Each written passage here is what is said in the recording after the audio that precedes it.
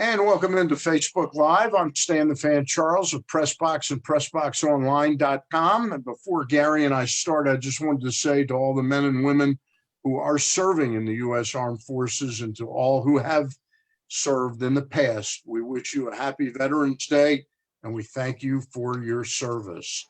Joining me as promised, always my co-host Gary Stein. And Gary, we have a very special guest today.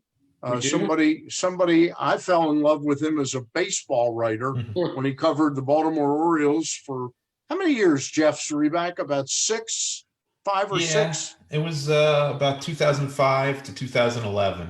Oh, the glory days of the team. So you were the jinx. Yeah, totally. So now you've covered the Ravens for the Baltimore Sun for a little while, and now you're on your, I believe, second full season covering the Baltimore Ravens for The Athletic, and as a subscription service that I highly recommend to sports fans out there. It's very reasonable. I think it's like $50 for the year, might be 75, but I've been a subscriber and I always like to keep up with some really good sports writing, and Jeff Zrebiec's one of the best.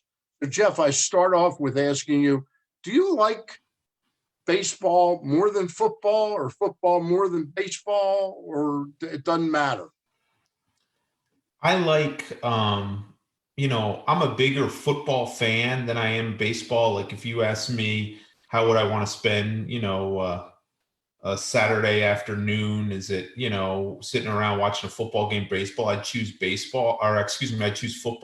But I liked the aspect of baseball of being able to get to know players and actually learning and be able to sit in the clubhouse and sit at a player's locker and talking about an at bat, and just kind of getting to know the team. I mean, the access in baseball, as you guys both know, is so much better in football. Not everyone's trying to keep a secret about everything, they're more apt to open the curtain. And I love that. I love that about that you felt like, like as I was going out, Buck Showalter was coming in, and I learned more about baseball in just a small amount of time from just talking baseball with Buck Showalter before and after games. I really enjoy that. I enjoyed covering baseball, but the grind, the nights, the deadlines, I have a little man now and a family.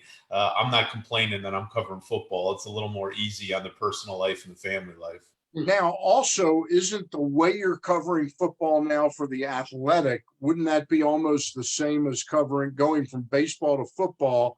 Now you're going from football every day with the Baltimore Sun to where The Athletic doesn't encourage their writers to necessarily turn in a story every day because it's on the web, and they sort of space it out a little bit. Yeah. They don't really want the minutia. You know what I mean? The roster moves, the back end roster moves. And, this year I'm kind of doing more game analysis just because we have to. We don't have open locker rooms to write all these in-depth stories. So we've sort of had to adjust this year. But yeah, in general, they're more about quantity rather than quality. They'd rather have you write 2 or 3 unique stories a week rather than 4 or 5, things you could find anywhere. And I've enjoyed the challenge of trying to find different stuff to write about. Obviously, this year is challenging to us all, trying to cover a team, with the kind of protocols and everything. And don't get me wrong, I'm not complaining. I totally understand. But it's challenging. You don't have the access that you usually do. And, they want unique stories, but when your access is basically Zoom interviews where 40 other people are on, it's hard to make them all that unique. So on that note, Jeff, because I know you're a perfectionist, are you satisfied with your coverage because of the pandemic and how less access you have? Are you personally satisfied? I would like to do a little better, Gary. I would like, I would like to come out with more unique story ideas and be able to execute them. It's such a disappointing thing, and it's disappointing for so many reasons. But this was going to be the anniversary of the 2000 team. That team has so many stories. You know what I mean? And I remember talking to Chris McAllister in the off season, and he was supposed to come to retire as a Raven this year. Now we all know he's been retired for a while, but he didn't really have that day in the sun we're talking about arguably the best corner that they've ever had in terms of, homegrown, developed guys. So, I wish I would write I'm always kind of, hard on myself about not coming up with more unique stories. But as I said, I'm sort of satisfied. We get our metrics with every story, and I see where I'm at compared to last year, and it's really good. So people are reading the stuff and they're enjoying it, and I think people are excited about the team. So that I'm happy about. But yeah, you're always on yourself to, kind of do things differently than what everyone else is doing, come up with more unique stuff. And just one more question on that, and then we'll start with the team. But you're up in the press box. I'm up in the press box. Yeah. It's a whole different atmosphere. Getting to the stadium, at the stadium, after the games, et cetera, et cetera. I know that you're a fan also. Are you excited about coming in on Sundays to watch these games? Yeah, wow. First of all, Gary, I miss sitting next to you. I mean, we're kind of getting we're getting cheated a little bit with that, right. But I'm excited to see live football, and that'll never change. And I still, before games, I still have butterflies, even though I have no impact on what's going on. But you still think about it and get nervous and want to make sure you're able to write well and handle whatever storylines emerge. So, and I'm glad I get that, because I don't ever want that feeling to that shows you how much I care about it and so much how much I enjoy it. But something's missing, Gary. I mean, it's just there's no buzz. Yeah, there's definitely no buzz out there. We're having a little glitch with all the purple and all week in the city. I kept thinking about that Kansas City game on Monday night. Yeah. That would have been such a great spectacle for the city and for everybody to rally around. It was just like nothing, and that's unfortunate. So yeah, something's missing, but I still get excited about it. There was a time I didn't think there would be a season, so this certainly beats that. Yeah. Before we do jump in and talk about the team, I did want to ask you, because you mentioned your personal metrics that they go over with you at the Athletic. Mm-hmm. I know when you left the Sun, I'm sure you got hold on. I got a phone ringing. Never happened before. Apologize. I know when you left the Sun, you took a risk because you're going to an unknown entity. Are you pretty convinced now that risk, while nothing is guaranteed anymore in any media jobs, are you pretty convinced that this move's going to work and the Athletic is going to work long term? Yeah, and I think you said it great. I don't think I'm ever going to be convinced, especially at the state of journalism now, the economy, everything that we're all dealing with. But to be quite frank, when I was talking to, one of the editors and they were doing the recruiting and I was doing it a little bit, I kind of thought if I could have, 3 or 4 good years at this more, I'd be satisfied, even if long term, if I had to do something else, I'd have to do something else. It just came down to it. But we passed 1 million subscribers earlier this year. That's amazing. I'm only saying this because it's already out there. I know there was a report on it in the Washington Post, but we had a meeting last week where they said, after some scary times, they did some layoffs. The business is kind of back where it was, you know what I mean? And they're back on track. So they've persevered through a very difficult year. They have big plans for the future. And Stan, quite frankly, I mean, these guys are really motivated. They're creative. Yeah, very smart guys. It just feels like I wanted to be part of something new. I will never bash the Baltimore Sun. I love my time there. Those people are all my good friends. I wish the best for the paper. I didn't have a free subscription the second I left. So one of the first things I did was get a, online subscription, because I would support those guys no matter what. But it just gets, I felt like I was so bogged down in minutia, and I was doing so much writing and not enough reporting. I just was kind of, you get to a point in your life where you need to challenge yourself and you need to do something different and be excited about something. And this kind of gave that to me, and it hasn't disappointed that a couple years in now. I'm glad the little bit of a gamble paid off for you. Jeff, let's dig in and talk a little bit. My first question about the team is, I know this is the second season Eric DeCosta is kind of running things, but your assessment of the differences between Ozzie Newsome and Eric DeCosta, and do the differences start with Eric being a little bit more or a lot more analytically driven? Yeah, I think that's a big one.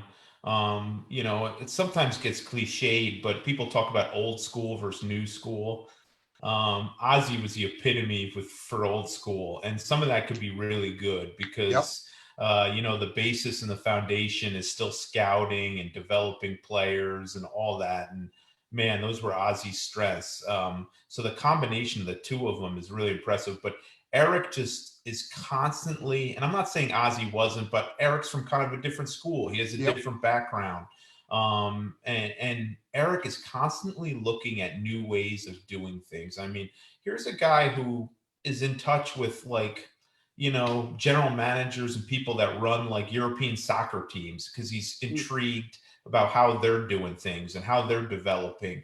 He turns over every stone looking for different ways to keep the Ravens cutting edge. And, Ozzie had his strengths, and Eric is a great addition into that because he adds kind of a different dimension. I think he thinks out of the box a little more than maybe Ozzie did. And let's face it, like every time they make a move, people say, well, Ozzie wouldn't have done that. Well, let's keep in mind, for a long time, the Ravens were very hamstrung when Ozzie was here by salaries. I mean, they didn't have the flexibility to make a Marcus Peters trade and pick him up at midseason. And, the same goes with some of the other moves. So, but yeah, no, I think that's true analytics. And I just think Eric is just always looking for different ways of doing things, no matter what. Half of them we probably don't even hear about, because they keep things behind closed doors in a lot of ways. But, Eric's relationship with Sig from the Orioles is testament to that. I wanted to jump in, and then Gary has got a couple more.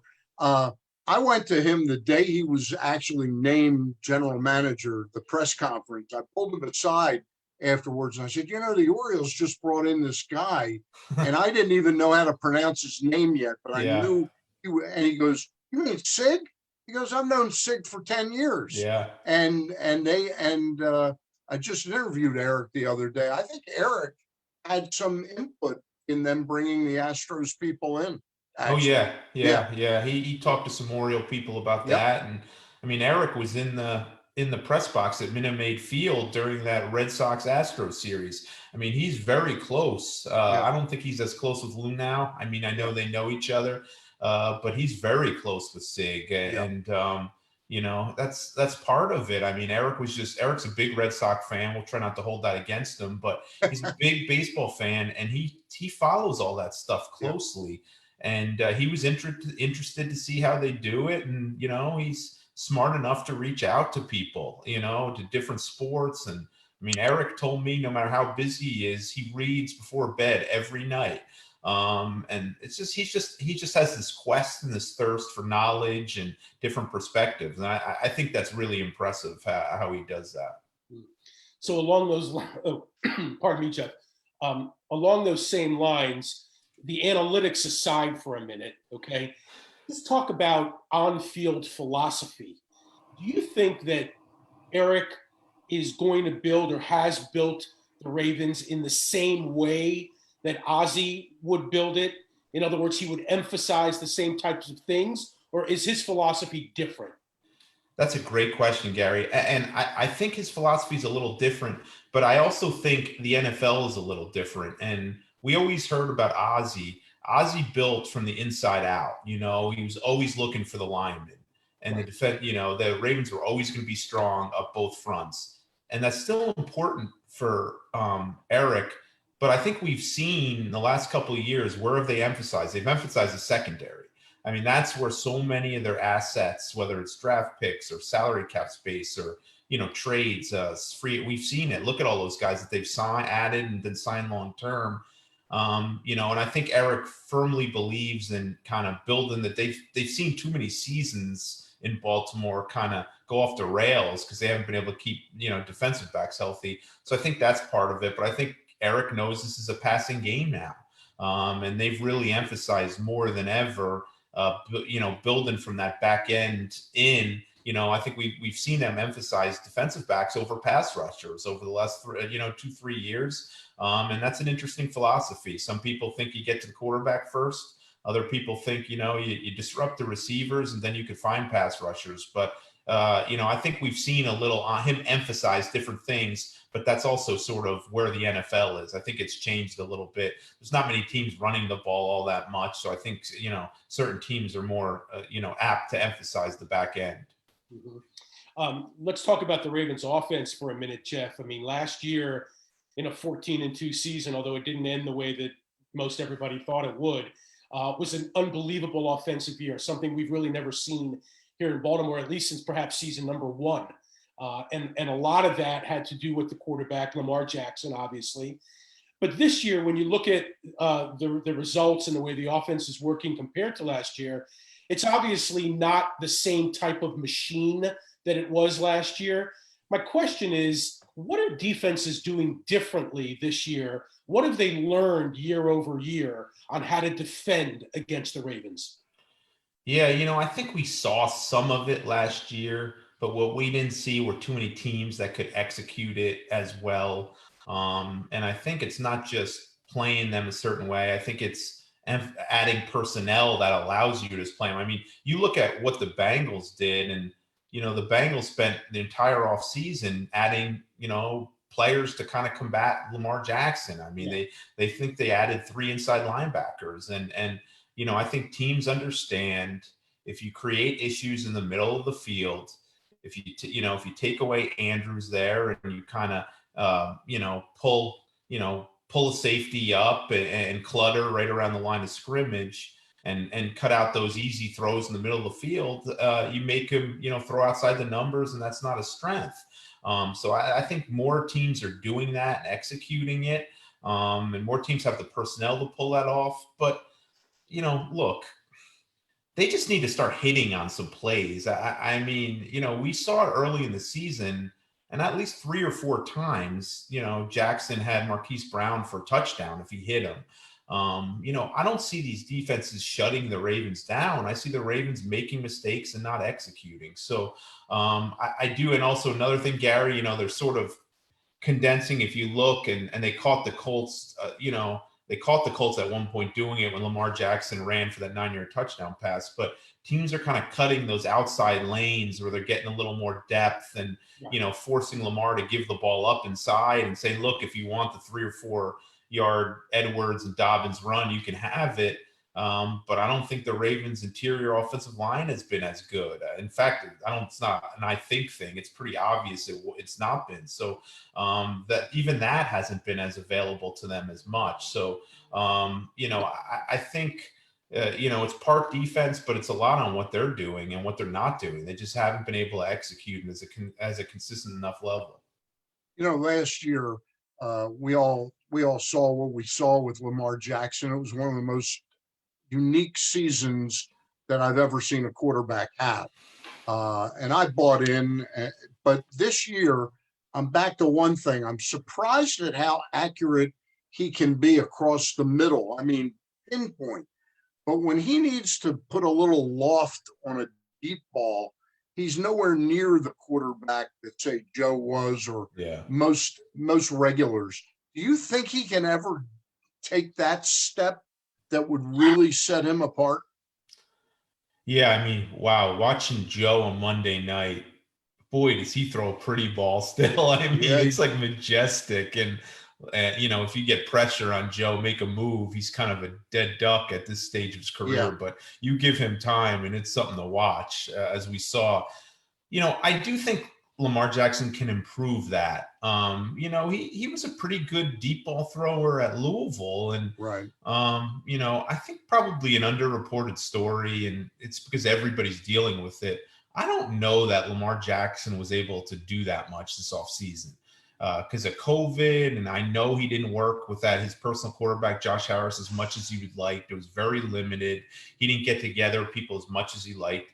And, it's not his fault. That kid will work. We all know it. It's not a work ethic thing, but there was a lot of limits of what you could do, who you could be with. And I think he kind of used it First of all, I think last season was very mentally draining for him with all Yeah. the, expectations and stuff, and he needed a break. But second of all, he had all the protocols, and I don't think he was able to put in the work. But I think he can improve on it, Stan. I really do. I don't. Is he ever going to be as accurate like a Drew Brees? No, that's not the quarterback you're getting. But he does a lot of other things that those pinpoint accurate quarterbacks, don't do. So, it's definitely an area where he can improve, and I think he will. But I don't ever think he's going to be a pinpoint guy.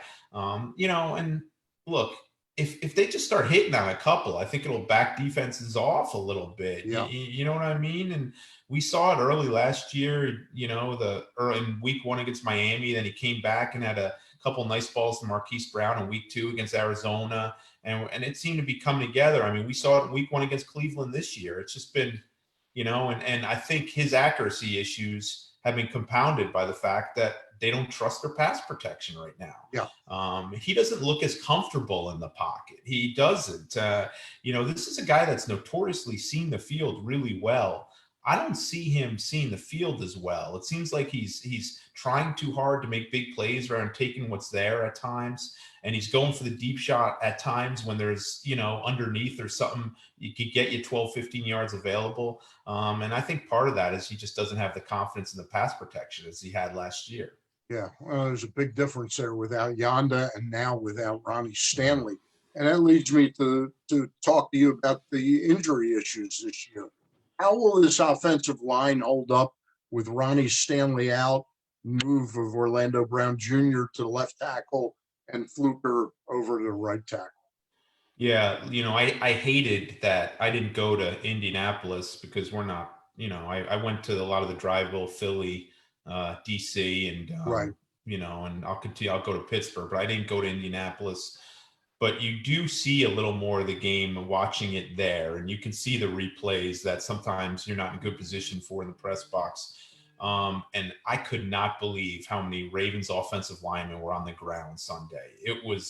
And then I watched some of it again, and it was even worse than I thought. Now, John Harbaugh's saying all the right things. He's supporting those guys. But it's an issue. There's way too many plays getting blown up before they have a chance. I mean, last year, a 3-yard gain seemed like a bad play for them. This year, Right. You kind of take that. This year, they're losing yards all the time and getting penalties and that.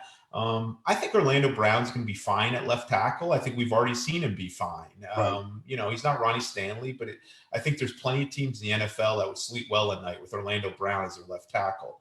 Fluker concerns me a little bit. I think you have to worry about him over 4 quarters and, staying with it and being fundamentally sound. You can help him a little. I don't, he's not my chief concern, really. I think he'll hold his own. He's a pro. It's the You're more concerned in the interior of the line. And look, I thought Bradley Bozeman has had a really good start, but Sunday wasn't good for him. I mean, you saw him get pushed back a lot, and look, there's a reason they traded the 13th overall pick for DeForest Buckner. He's a stud, so he's going to treat some people like that. But the 3 of them inside there's just way too many. Even if you look at that Lamar 9-yard touchdown run, there was 3 Ravens offensive linemen who were basically on the ground on that play. And then the play where Gus Edwards fumbled, which is, that's on Gus, but a runner came right through and I think it was Bozeman or Macari, I forgot, and just didn't give Gus a chance. There's just way too many guys getting blown up. And, I think they'll get better. There's young players without experience. But I think that's the biggest thing right now, holding the Ravens back offensively. I really do. I think people, that first half, that it was hard to function with the way they were playing, and I think that's one of the reasons they went quick. You try to tire the defensive out and give your offensive line a break. Jeff, what did the Ravens expect out of Dez Bryant? Yeah, I thought my understanding when they got him was it'd probably take 2 or 3 weeks to get him ready. Now, I'm surprised he was up after basically 2 weeks of practice. I think that's a testament. He's been practicing really well. But I was thinking he was a guy that they'd use in certain packages, they in the red zone last year, they were deadly. It was just like they got the ball in the red zone, you might as well put the 6 on the board. This year, it's kind of a struggle. I mean, you see him takes the third down at times for a touchdown, and I think they have 3 or 4 red zone turnovers this year. You can't have those, especially when you have the best kicker in the league, and at worst, you're guaranteed 3 points. I think Des Bryant's a guy that could help them in the red zone in certain packages, maybe on third down at times. And he has a reputation as being, can be a little, hot-headed, I guess is the word. But my understanding is he's been nothing but positive, and he brings an attitude out there that I think they need on offense. I look, they miss Marshall Yanda, the right guard, but they also miss Marshall Yanda, the leader, and Marshall Yanda, the enforcer. Nobody was messing around with Marshall Yanda in the offensive meetings. If they were stinking offensively and Marshall Yanda opened his mouth, things would kind of change.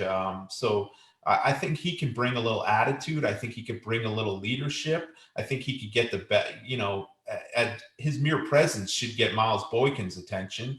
And if he does all those things and then, catches a couple big balls in the red zone or on third down, I think you chalk it up as a risk worth taking. I mean, look, it's kind of like a minor league signing in baseball, right, Stan? I mean, you don't really lose anything. It's not like he's keeping anybody off the team and they're paying him a lot of money. So I'm interested in watching him. It's a great story. You feel for you can be nothing but impressed after 3 years for him to stick with this. So we'll see. But if he gets in that end zone, it's going to lift that whole team. I think we all know that. Yeah. One of the things Sunday's victory, and as bad as the first half was, you got to give credit for the adjustments they made and how hard they played. I think the headline for you guys was something about how much grit they showed. It was also the 10th consecutive road victory for this team. How does that play in the locker room during a long season and then the playoff run? Yeah. I mean, I just think that shows the toughness. That shows the toughness about a team. I also think that gives you confidence because, what are the Chiefs have 1 loss here and the Steelers have 0. Yep. There's a long way to go, but more likely than not, if the Ravens are going to get to where they want to go, they're going to have to win on the road in the playoffs. And I know this is a different year where you're not facing kind of the home field advantages and all that. And who knows what it'll be like in December and January. But still, to be able to travel and to go in and play well, I mean, in the case you can make that they play better. And I think that kind of started, Stan, in Seattle last year, where that's as hard of a place to play. And they pretty much just, first of all, Lamar Jackson showed he was the best player on the field. And he just but they took over that game from a physical standpoint. They caused the turnovers. And they just became bullies, and we've seen that carry over. They sort of have this us against the world mentality and this toughness that really helps them on the road. And when you're able to win time and time again in tough places to play, I think that does a lot for teams' confidence and for your hope in what the season can become in the future. It's been a little bit of a downer, partly because of what we talked about initially, with no fans out there. There's not quite the buzz, but the record is 6-2 is solid. And with the remaining schedule, they play at New England, Tennessee in Baltimore, at Pittsburgh, Dallas, at Cleveland, Jacksonville, New York, Cincinnati. I mean, I could still see a 13 or 14 win season out of this club. Yeah. And I mean, look, they had a 6-2 record at this time last year, and then they got hot. It just goes to show you the expectations, how different they were this year and what people are expecting. I mean, you have people like, Colin Cowherd predicting 16-0, and which is crazy when you talk about this season and the abbreviated training camp, and you knew there were going to be a lot more injuries this year. But they're a team that historically gets better as the season goes on. They have a soft season-ending schedule. You never know, but it certainly, if they can get through this next 3-4 game stretch, I think they're going to be really in good shape. And I think any Raven fan would take them peeking into the season and playing their best in, January rather than doing it in November like last year. And so, they're in good shape. I mean, they have some flaws. They have some stuff that you wonder, but I always go back to the 2012 season, Stan. Remember how bad they were playing for that game stretch? I mean, someone told me that team at the time was going to win a Super Bowl. I'd tell you, you're nuts. I mean, stuff changes. It's a week-to-week league, and they just need to be playing their best coming down the stretch. That's the most important thing. Yeah, and if you mentioned it's the anniversary season of the first Super Bowl victory, but that was a team that didn't score a touchdown for 5 straight games. Pretty amazing. How about the defense? The injury to Calais Campbell, is that a 1 or 2 week thing, or could that linger and be a 4 or 5 week thing? Yeah, I think we saw with Mark Ingram last year. He had the same calf strain. Yeah. And it was the playoff game against the Titans was the 3 week mark because they played the Steelers the next week. He didn't play. They had the bye week. And then they had the Titans game. So that's 3 weeks. And he did not look anywhere close to 100% in that playoff game. People see calf strain and they're like, oh, great. That's not a big deal. We'll be good. But that injury can be prohibitive. I think they're thinking 2-3 weeks with Calais Campbell. If it's 2, great. If it's 3, okay. If it's anything worse than that, not good. They lost their Pro Bowl left tackle. They didn't have Humphrey. You deal with it, but it's certainly not the time. I mean, he was kind of acquired. One of the reasons he was acquired was that Titans game, because they ran that stretch play, and he's a guy that defends it really well. And looks like they're not going to have him for that game now. And what people don't talk about, I mean, I think people saw the Patriots on Monday night just look terrible, but Patriots can run the ball as well as anybody. I mean, they're a top 5 running team in the NFL. And if people think they're going to see that same if people think Belichick's going to let that same Patriots team Monday show up in prime time on Sunday night against the Ravens, again, no way. I think they're going to be a different team.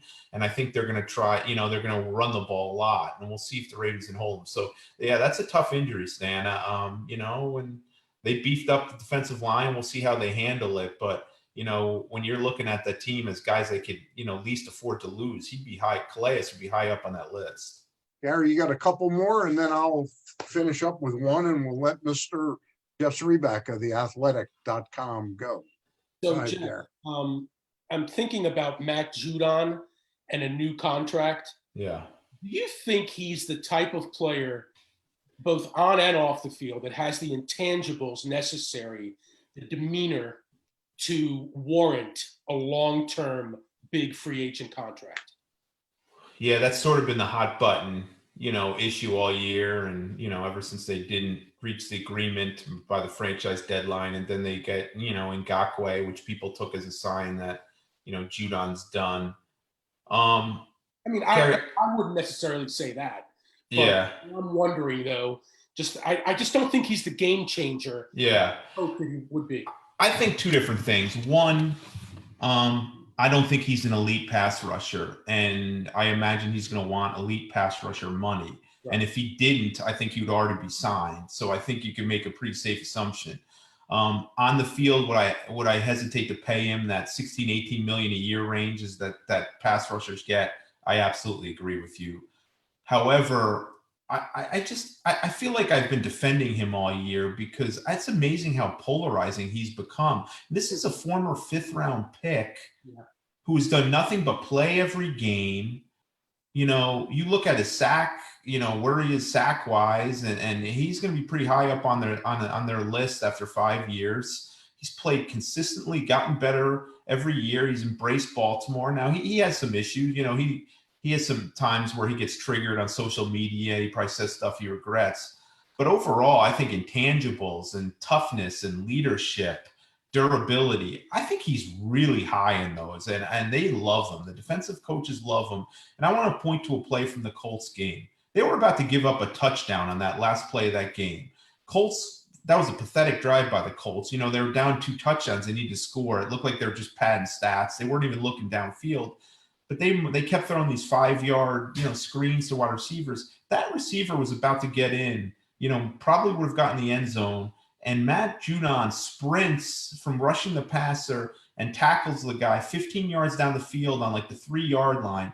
That is the kind of player he is, man. He plays hard and he hustles, and the stats aren't there, Gary, this year, but he makes an impact in pretty much every game, and he could be a little more consistent. But I think there's a lot there to like in that package. And it just, I've said this before, people seem to all in on extending Tyus Bowser, who has come on. He's a much better player than he's been. He's improved. I like Tyus. He's a solid player, but he's a 2nd-round pick and he's been a disappointment. Judon's a 5th-round pick and people act like he's a bust. I mean, this guy has been one of their best day 3 picks ever. So I feel like I have to defend him sometimes, but I will agree with you. I'd be hesitant to write a check to him to pay him as a top pass rusher. I think he's a very good defensive player, but I don't think he's one of those elite game-changing pass rushers. And then on that, staying with the defense, Lamar's record regular season, if I'm not mistaken, after the Colts game now is 25-5. Yeah. 5 losses, 3 of them have been against Kansas City, 1 to Pittsburgh and 1 to Cleveland. But the question is, when it comes to the defense, they're one of the most heavy blitzing teams in the league. They blitz on about 50% of all plays. You can beat the Cincinnatis and the Detroits and the Atlantas and the Jets and the Giants doing that. But when it comes to the Pat Mahomes and the Ben Roethlisbergers of the world, I think you got to come up with something else. Yeah. Does it concern you at all that the Ravens rely on the blitz so heavily that they can't seem to get the requisite pass rush with the front 3 or 4? Yeah, I think that it's clear that concerned Eric DaCosta and the brain trust, because that's exactly why they went out and got Yannick Ngakoue, and that's why they tried to get Jadeveon Clowney in the offseason, and they tried to get Ngakoue much earlier, and they talked to pretty much every available pass rusher, but just couldn't make it work, whether it was finances or compensation or whatever, or what cap space or compensation. But yeah, I think that definitely does, that is a concern. But I think they're more equipped to do it now with Ngakoue. People look at Ngakoue, they don't see a sack yet. In fact, he didn't even get on the stat sheet Sunday against the Colts. But if you watch that game, you couldn't tell me he didn't impact it. You saw Philip Rivers. I mean, they weren't even holding the ball long enough to get anything going in the vertical passing game. It was like horizontal. Everything was, this 5-yard stuff. I think he brings a presence. I think he brings a motor, and I think he will help them in that. And what we saw against the Colts was them, they didn't blitz as much as they usually do. You saw them playing cover 2D. I mean, I think even Philip Rivers said he hasn't seen that kind of coverage and stuff from the Ravens too often. Now, part of it was probably they were trying to protect their secondary a little bit and do different things because they were so banged up there. But I think they're going to have to play a different way. We've seen it too. We've too much examples now. 3 games of Patrick Mahomes knowing exactly what's coming, Andy Reid knowing what's coming. They can't beat the Chiefs by blitzing 50-60% of the time. And I agree with you. And I think Ngakoue will help. Whether it's enough, I don't know. But, you see these teams nowadays. You saw how quick Roethlisberger, he throws the ball quicker than anybody in the league now. And we saw it again with Philip Rivers Sunday. Teams do fear the Ravens blitzes, and they're getting the ball out quick.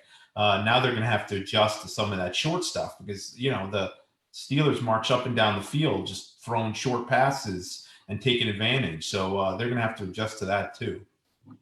Before we let you go, Jeff, I had a couple more real quick ones. And one is sort of a small, subtle change in the way the Ravens have done business since Eric took over.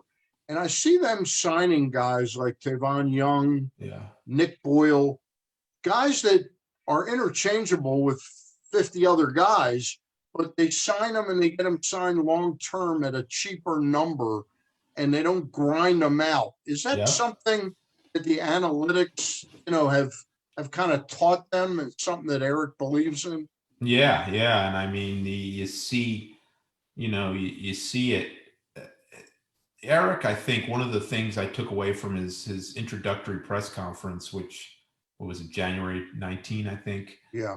God, this year feels like, but he said, I'm sick of losing guys every year. Ravens develop guys. You see him every week when you're watching TVs, and Right. Darius Smith and Kyle Juszczyk, the list goes on and on. And I'm sick of losing those guys. I'm sick of watching our guys play, really well for other teams. And you get these guys, if these guys go into their walk years and you haven't signed them, it's so hard to do. The price goes up, and Right. and I think they learned a lot, Stan. I mean, like the inexcusable one, and look, maybe it worked out. Maybe it was smart that they didn't sign him, but they offered him a lot of money, is CJ Mosley. And that one had to hurt. I mean, that was the successor to Ray Lewis. He did everything right, maybe not, I know he was pass coverage, whatever, but they tried to get that done a year earlier, and that's probably done, So I think they've kind of learned their lesson. But also the other thing about that, Stan, is they have the flexibility to do that more than they used to. You know what I mean? And I think they've taken full advantage of it, and their ability to do that. And they've gotten creative. I mean, this week it didn't generate a whole lot of headlines, but they restructured Tavon Young's contract, where they opened up a little cap space this year, which gives him breathing room, and he took a pay cut for next year. Now, you look at this economy in this market, these agents are going to want a deal right now. If they could get something in hand, not knowing the salary cap's supposed to go down in a big way, who knows what the market's going to be in the economy, but teams are going to be looking to cut, not add. So you kind of have some people, you have the leverage now to get some stuff done. And basically by that new deal with Tavon Young, they got some extra money for next year, but Tavon Young basically has assurances that he'll be on the team next year, at least to start. And he probably would not have been if he didn't. So they're getting on stuff early. And I think it helps, because once these guys get to the point where they can listen to what other teams have to offer and they see the numbers get thrown around, they're pretty much gone. I mean, yeah, some come back, but you're playing with fire. The second that you get to the open market, you lose total control and lose all leverage. All right. If you were predicting right now, first round draft pick next year, will it be a offensive lineman? Would that be number one need? Yeah, I mean, so help me God, we're going to be listening to another offseason of they need to draft a first round receiver. People ignore the fact that they've drafted like 4 receivers in the first 3 rounds in the last couple of years. I would say offensive lineman. That's probably a safe bet, because you could find day one plug and play interior offensive lineman late in the first round. I wouldn't rule out a pass rusher, because Bowser's a free agent, McPhee's a free agent, Ngakwe's a free agent, Judon's a free agent, and Jihad Ward's a free agent. So they have one outside linebacker under contract through next year, and that's Jalen Ferguson. And the jury's still out on him. He's come on a little, but I don't think you can just pencil him in right now as a bookend guy. So I think they'll be looking at that too. But are you going to find an impact pass rusher late in the first round? Probably not. Those guys are going early and earlier. So I think if you look at the landscape and you're saying right now, obviously they're going to pick the best player available, but the safest bet would be an offensive lineman. I mean, we've seen Ben Grubbs late in the first round, and we've seen them find those guys that become impact players. All right. He is Jeff Zrebiec. He's the Ravens beat writer for The Athletic. I highly recommend you subscribe to The Athletic and keep him employed, because they only have 1 million subscribers now. Jeff Zrebiec, thank you very much for coming on and doing this. Thank you guys. You guys are great for the Baltimore, and I always enjoy catching up with you when I see you in the press box and the press rooms, and let's hope we get back to normalcy at some point soon. Love it. Best to your wife and your family. Stay thanks, safe. Stan. Take care, Gary. All right. For Gary Stein and Jeff Zrebiec, I'm Stan the Fan Charles. I'll be back on Monday night with Ross Grimsley, when our guest will be the original man who started Big League 2, Rob Nelson. We'll talk to him about a myriad of baseball topics. Thanks for joining us.